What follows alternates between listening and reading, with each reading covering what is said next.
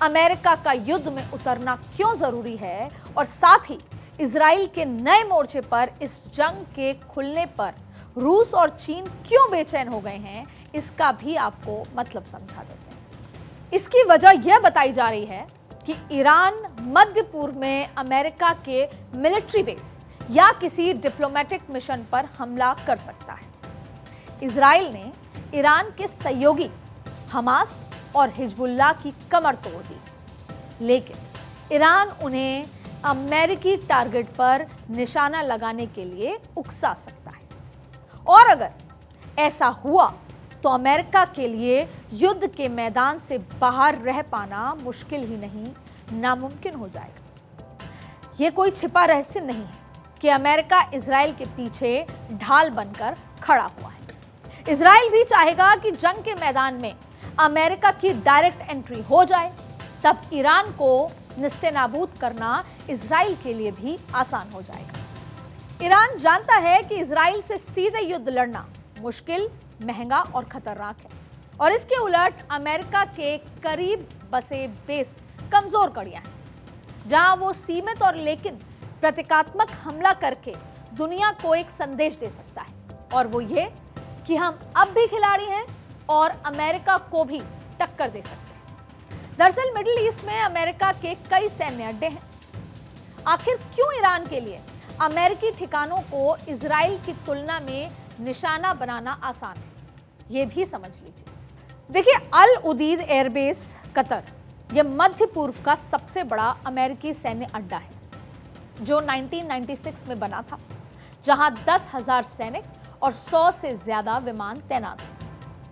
यह ईरान में महज 300 किलोमीटर की दूरी पर है ईरान से और इराक में अमेरिकी ठिकानों का भी जिक्र करते हैं। इराक में 2500 से ज्यादा अमेरिकी सैनिक हैं जो इस्लामिक स्टेट के खिलाफ लड़ रहे हैं। ये ठिकाने ईरान की सीमा से सटे हुए हैं। इन्हें निशाना बनाना इराक के लिए बेहद आसान होगा। फिर सीरिया का जिक्र करते हैं। अमेरिका ने सीरिया के उत्तर पूर्व में एक सैन्य अड्डे पर लगभग 2000 सैनिक तैनात किए हैं, जबकि इराक में 2500 से अधिक सैनिक इस्लामिक स्टेट और स्थानीय विद्रोही के खिलाफ लड़ रहे हैं। अब जॉर्डन का जिक्र करते हैं।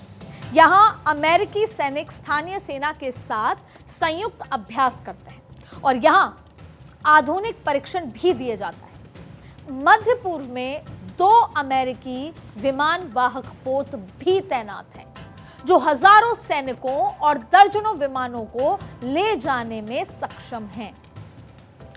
नेवल स्पोर्ट एक्टिविटी बहरीन अमेरिकी नौसेना का यह अड्डा फारस की खाड़ी में है, जहां 9000 सैन्य कर्मी तैनात हैं। यहां अमेरिकी नौसेना के 5वें बेड़े का घर माना जाता है, जहां विमानों, टुकड़ियों और रिमोट साइट्स मौजूद हैं।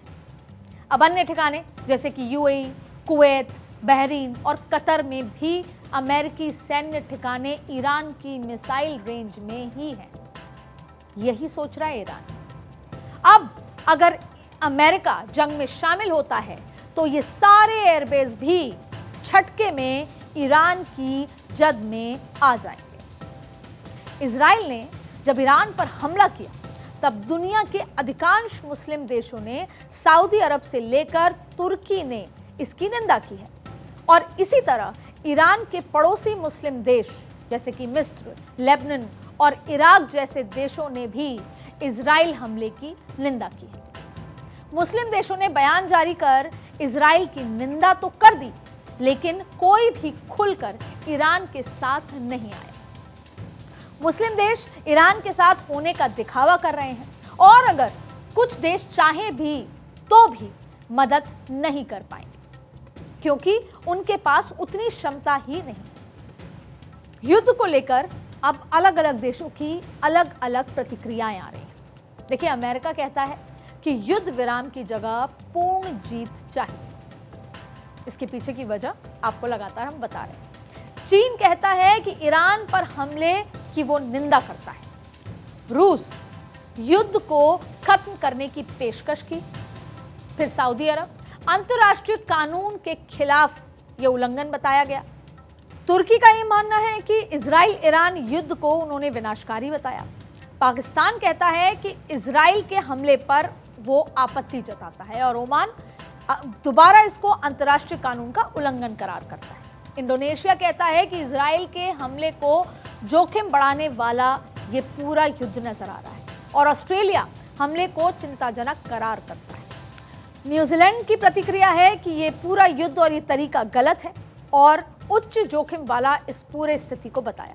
जॉर्डन ने कहा कि अपने हवाई क्षेत्र को युद्ध का मैदान बनाने की अनुमति नहीं वो देगा और भारत, इजराइल और ईरान दोनों से तनाव से बचने और शांति की अपील करता है। यूएन, संयुक्त राष्ट्र, वो कहता है कि परमाणु स्थलों पर हमले पर चिंता व्यक्त की है संयुक्त राष्ट्र। ईरान आत्मसमर्पण नहीं करेंगे, अमेरिका का अंजाम बुरा होगा।